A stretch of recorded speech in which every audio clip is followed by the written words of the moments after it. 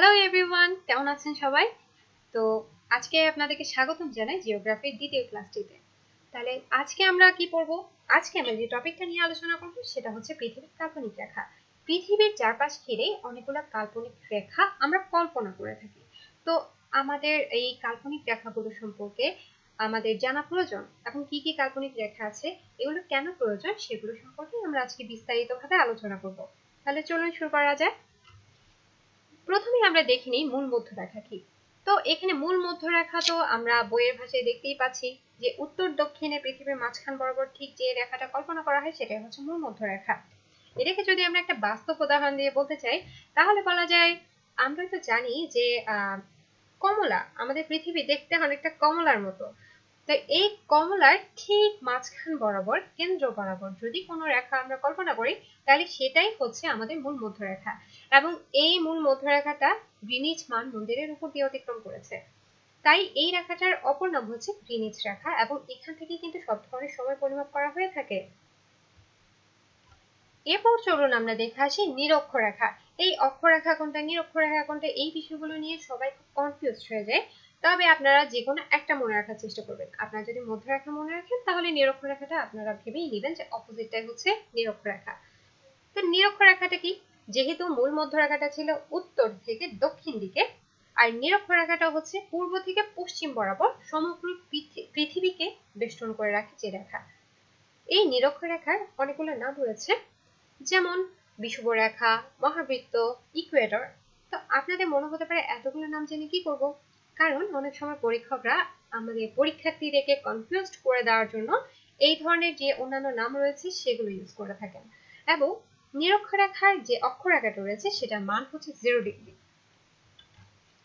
তো আপনাদের আরেকটা প্রশ্ন আসতে পারে মনে, যে এই যে অক্ষ মাপছে এগুলো কিভাবে মাপে? এগুলো তো ওখানে সূর্য গিয়ে তো আর দড়ি মেপে করা সম্ভব না, মিটার ফিতে মেপে মাপা সম্ভব না। কিভাবে করে? এটা করা হয়ে থাকে সেক্সটাইল যন্ত্রের মাধ্যমে। এটার সাহায্যে প্রথমে সূর্যের উন্নতি কোণটা নির্ণয় করা হয় এবং সেখান থেকে অক্ষাংশ নির্ণয়। এরপর চলুন আমরা দেখি দ্রাঘিমা রেখা। দ্রাঘিমা রেখা কি? এটা হচ্ছে পৃথিবীর উত্তর মেরু থেকে দক্ষিণ মেরু পর্যন্ত কল্পিত যে রেখা সেটাই হচ্ছে দ্রাঘিমা রেখা। তো দ্রাঘিমা রেখাটা আপনারা মনে হতে পারে যে আসলে কি মনে থাকবে এতগুলো রেখা? তাহলে আপনাদেরকে একটা সহজ উপায় বলে দিই। সেটা হচ্ছে, আমরা প্রথমেই বলেছি পৃথিবী কিসের মতো? একটা কমলার মতো।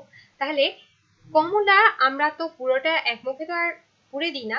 আমরা কি করি? কমলাটাকে একটা একটা কোষ করে ভাগ করে নিই। তাহলে পুরো একটা কমলার প্রত্যেকটা কোষকে একটা একটা করে দ্রাঘিমা রেখা ভাবতেই পারি আমরা, উত্তর মেরু থেকে দক্ষিণ মেরু পর্যন্ত বিস্তৃত। তাহলে এক একটা কমলার প্রত্যেকটা কোষ কিরকম? অর্ধবৃত্তাকার। তার মানে দ্রাঘিমা রেখা হচ্ছে অর্ধবৃত্তাকার, যেটা উত্তর মেরু থেকে দক্ষিণ মেরু পর্যন্ত বিস্তৃত। এরপর চলুন আমরা দেখি বাংলাদেশের মধ্যভাগ দিয়ে কি কি রেখা অতিক্রম করেছে। তাহলে বাংলাদেশের মধ্যভাগ দিয়ে দুইটা রেখা অতিক্রম করেছে। তার মধ্যে একটা হচ্ছে উত্তর দক্ষিণে অতিক্রম করেছে 90 ডিগ্রি পূর্ব দ্রাঘিমা রেখা, এবং বাংলাদেশের প্রায় মধ্যভাগ দিয়ে পূর্ব পশ্চিমে অতিক্রম করেছে কর্কটক্রান্তি রেখা। চিত্রে আমরা দেখতে পাচ্ছি কর্কটক্রান্তি রেখা এবং মকরক্রান্তি রেখা বিশিষ্ট একটা ছবি। তাহলে নিরক্ষরেখা অর্থাৎ ভূমির সমান্তরালে এটা আমরা কল্পনা করতে পারি। তাহলে ভূমির সমান্তরালে উপরে যে রেখাটা রয়েছে সেটা হচ্ছে কর্কটক্রান্তি রেখা এবং নিচে যে রেখাটা আমরা দেখতে পাচ্ছি সেটা হচ্ছে মকরক্রান্তি রেখা। এই দুইটা রেখার মধ্যে উপরের যে কর্কটক্রান্তি রেখা রয়েছে সেটা বাংলাদেশের প্রায় মধ্যভাগ দিয়ে অতিক্রম করেছে। চলুন এবার আমরা দেখে আসি কর্কটক্রান্তি রেখার বৈশিষ্ট্য কি। কর্কটক্রান্তি রেখার মান হচ্ছে 23 ডিগ্রি 30 মিনিট উত্তর অক্ষরেখা, এবং এটার জলবায়ু হচ্ছে ক্রান্তীয় বা ট্রপিক্যাল জলবায়ু। এরপর চলুন আমরা দেখে আসি আমাদের মকরক্রান্তি রেখা। মকরক্রান্তি রেখা কি? এটা হচ্ছে ট্রপিক অফ ক্যাপ্রিকন বলা হয়ে থাকে। এটার মান হচ্ছে 23 ডিগ্রি 30 মিনিট দক্ষিণ অক্ষরেখা, এবং এই এলাকাতে যে জলবায়ুটা অবস্থান করে সেটা হচ্ছে মহাদেশীয় জলবায়ু। এরপর চলুন আমরা একটা ছবির মাধ্যমে জেনে নিই যে কোনটা সুমেরু বৃত্ত আর কোনটা ভূমিরু বৃত্ত। এখানে উপরের ভাগে আমাদের যে নিরক্ষর রেখা বরাবর যদি আমরা ভাগ করে দিই একটা পৃথিবীকে, অনেকেই কিন্তু এই গেমটা খেলেছেন যে ফ্রুট নিনজা। ফ্রুট নিনজা যে কি হয়, যে ব্লেড দিয়ে কাটাকাটি করে তখন কি হয়, আপনি যেখানেই টাচ করেন না কেন ফ্রুটটা কিন্তু কাটে ঠিক মাঝখান বরাবর। তাহলে এই যে মাঝখান বরাবর আনুভূমিকভাবে যে কাটে, এই আনুভূমিকভাবে যদি আমরা পৃথিবীকে কেটে ফেলি তাহলে উপরের অংশটা হচ্ছে সুমেরু বৃত্ত এবং নিচের অংশটা হচ্ছে কুমেরু বৃত্ত। তাহলে এটার আমরা যদি এটার ঠিক অবস্থান কোথায় সেটা যদি জানতে চাই, তাহলে সুমেরু বৃত্ত অর্থাৎ নর্থ পোল বা আর্কটিক সার্কেল সেটার মান হচ্ছে 66.5 ডিগ্রি উত্তর অক্ষরেখা, এবং এই অঞ্চলের বৈশিষ্ট্য হচ্ছে এটা আর্কটিক অঞ্চল বা উত্তর মহাসাগরীয় অঞ্চল নামে এটা পরিচিত। ঠিক তার বিপরীত দিকে অর্থাৎ দক্ষিণ পাশে যেই অর্ধবৃত্ত অবস্থিত সেটা হচ্ছে কি কুমেরু বৃত্ত, সেটার মান কি 66.5 ডিগ্রি দক্ষিণ অক্ষরেখা, এবং এই অঞ্চলে অবস্থান করছে মহাদেশীয় জলবায়ু। তারপর চলুন আমরা দেখি নিরক্ষরেখা।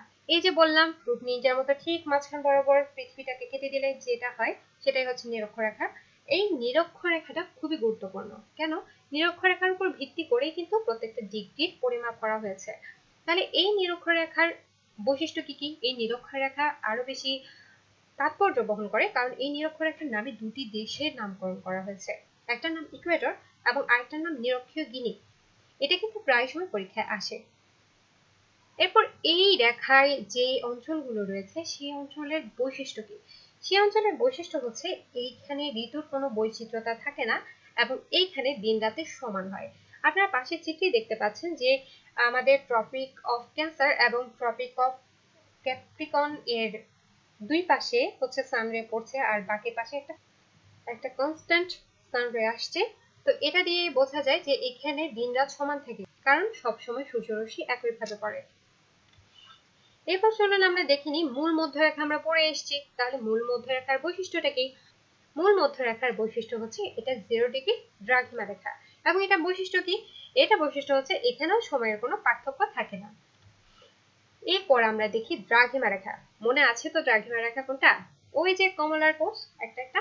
তাহলে এই দ্রাঘিমা রেখার 1 ডিগ্রি ব্যবধানের কারণে কিন্তু সময়ের পার্থক্য হয়ে যায় 4 মিনিট, এবং এটা এই দ্রাঘিমা রেখার কারণেই আমরা বিভিন্ন স্থানের সময় সম্পর্কে ধারণা পাই। এবং মূল মধ্যরেখার ডানে কিংবা পূর্ব দিকে গেলে আমাদের সময় বাড়ে এবং বামে বা পশ্চিম দিকে গেলে সময় কমে। এই বিষয়টা নিয়ে আমরা পরবর্তীতে আরো বিস্তারিত আলোচনা করেছি, সুতরাং ভয় পাবার কোনো কারণ নেই। চলুন আমরা সামনে এগিয়ে যাই।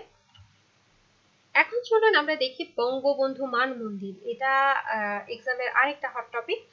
কেন? কারণ এটা অবস্থান করছে বাংলাদেশে। তাহলে বাংলাদেশে কোথায়? সেটা হচ্ছে ফরিদপুরের ভাঙ্গা উপজেলার ভাঙ্গারদিয়া গ্রামে, এবং এইটা প্রতিস্থাপনের জন্য প্রস্তাব করেছেন ডক্টর জাফর ইকবাল। এই বঙ্গবন্ধু মান মন্দিরটা কেন এখানেই করা হচ্ছে এবং ফরিদপুরের ভাঙ্গাতেই কেন করা হচ্ছে? কারণ এক্ষেত্রে এই ফরিদপুরের ভাঙ্গা অঞ্চলে 90 ডিগ্রি পূর্ব দ্রাঘিমা রেখা এবং যে বলেছিলাম কর্কট ক্রান্তি রেখা, এই দুটো মিলনস্থল হচ্ছে ফরিদপুরের ভাঙ্গা। আমাদের জন্য একটা লাকি বিষয় হচ্ছে পৃথিবীর 4টি দ্রাঘিমা রেখা এবং 3টি অক্ষরেখা, তাহলে এই স্থানগুলো পরস্পর 12টা স্থানে ছেদ করেছে, কিন্তু এর মধ্যে 10টাই পড়েছে সমুদ্রে আর বাকি যে দুটো রইল স্থলভাগে, তার মধ্যে একটা পড়েছে সাহারা মরুভূমি যেখানে জনমানবহীন, আর আরেকটা লাকিলি পড়ে গেছে আমাদের ফরিদপুরের ভাঙায়। তো যার কারণে ফরিদপুর থেকে হচ্ছে মহাকাশ অবলোকন করাটা খুবই সহজ হবে, তাই এখানে নির্মাণ করা হচ্ছে বঙ্গবন্ধু মান। ফরিদপুরের ভাঙায় বেশ কিছু প্রকল্প হাতে নেওয়া হয়েছে, যেমন ঢাকা থেকে ফরিদপুরের ভাঙা পর্যন্ত 55 কিলোমিটার হচ্ছে দেশের প্রথম এক্সপ্রেসওয়ে, যেটা হচ্ছে ঢাকা মাওয়া ভাঙা এক্সপ্রেসওয়ে এবং এশিয়ান হাইওয়ে করিডোর 1।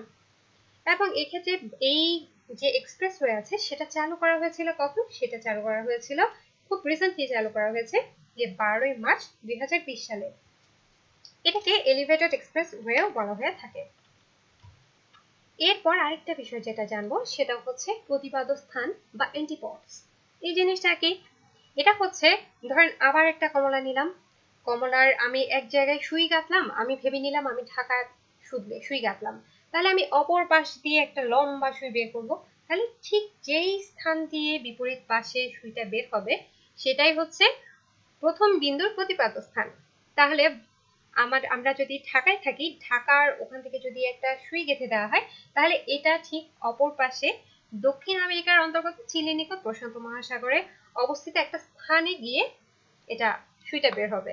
তাহলে বলা যায় ঢাকার প্রতিপাদ্য স্থান দক্ষিণ আমেরিকার অন্তর্গত চিলির নিকট প্রশান্ত মহাসাগরে অবস্থিত।